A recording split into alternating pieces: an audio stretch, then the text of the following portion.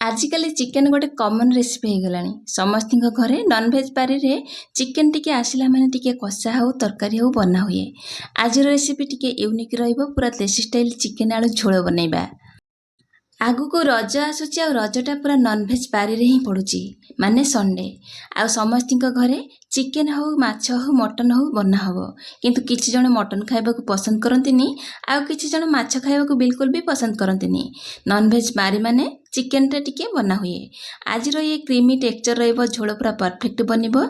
घरे गुंड मसला जो नीतिदिनिया व्यवहार करते ताकू दे बनैबा टेस्ट पूरा सुपर टेस्टी रहिबो।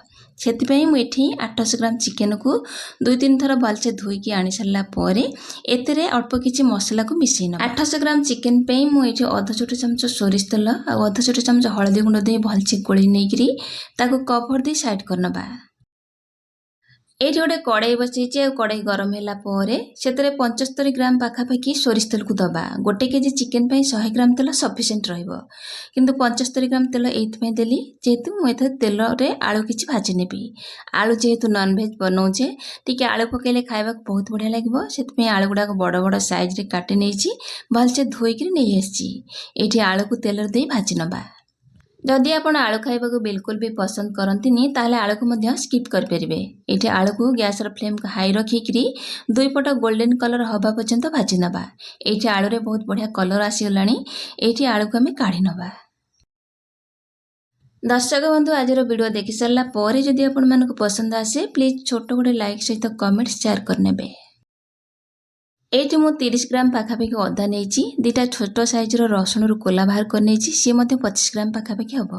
एठी 2टा बड़ साइज रो प्याज को चोपा बाहर कर छोट छोट करी काटी नेइची, ताको साइड करनबा। ए जो बड़का तेल थिला सेतरे किछि गोटा मसला दबा, 2टा तेजपत्र को दबा आ टिके फुटिबा पई छाडी नबा। से टिके फुटी गला परे तरकारी रे भलो कलर पई मु एठी गोटे चमच चीनी देइची, ताको टिके कैरामेल करनबा। आ टिके कलर आसी गला परे जो बड़ साइज रो प्याज को मु काटी रखछि ताको देकी भाजी नबा।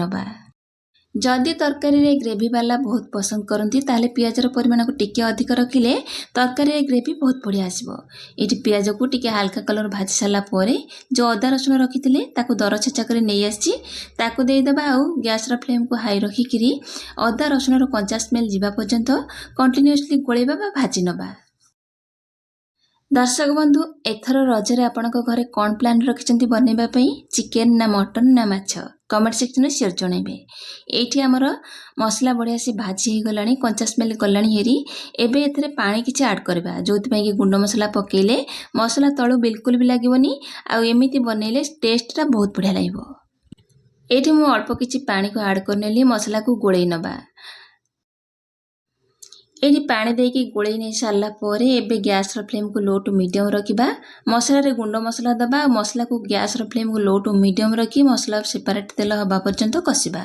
एठी अध छोट चमच हळदी गुंड, कलर पई गोटे बड़ चमच काश्मीर लंका गुंड, तरकारी रे जेतिकी राग खाइबा को पसंद करिवे सेही हिसाब रे राग लंका गुंड गोटे बड़ चमच दे दबा। चिकेन मसला आ अल्प अल्प पानी देकी मसला को कसी नबा। एठी अल्प अल्प पानी देकी मसला रो तेल अलगा हेबा पर्यंत कसी नबा, जोथि पई कि मसला रे बढ़िया से प्याज गुड़ाक मेल्ट हो तरकारी ग्रेवी बहुत बढ़िया लगे, तरकारी बहुत टेस्टी बनिबो। एठी अल्प किछि कस्तूरी मेथी की हाथ रे टिके क्रश करी ऐड करनेली आ 1-2 मिनिट मसला रो तेल अलगा हेबा पर्यंत घोड़े घोड़े की मसला को कसी नबा। एठी मसला टिके कसी हे गलानी, गोटे बड़ साइज रो टमाटो के छोट छोट करी काटी नेछि ताको ऐड करनबा आ टमाटो मेल्ट हबा पर्यंत कसिबा।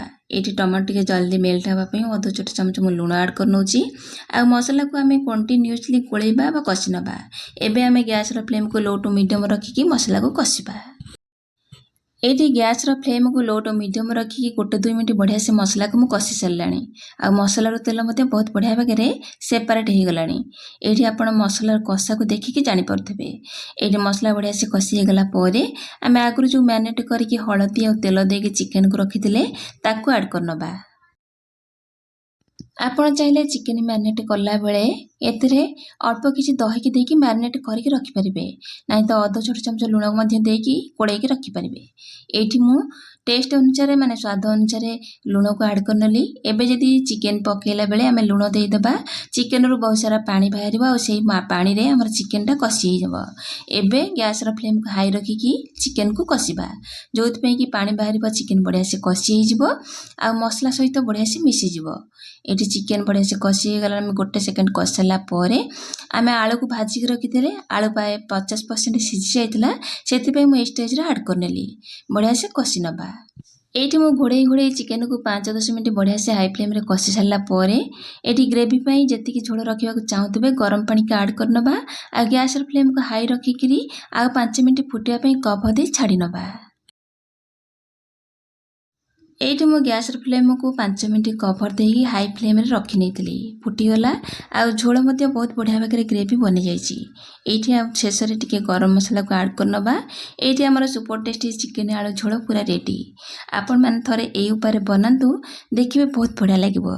आज रेसिपी आपण मान केमति लागला कमेंट सेक्शन रे शेयर जणाइबे।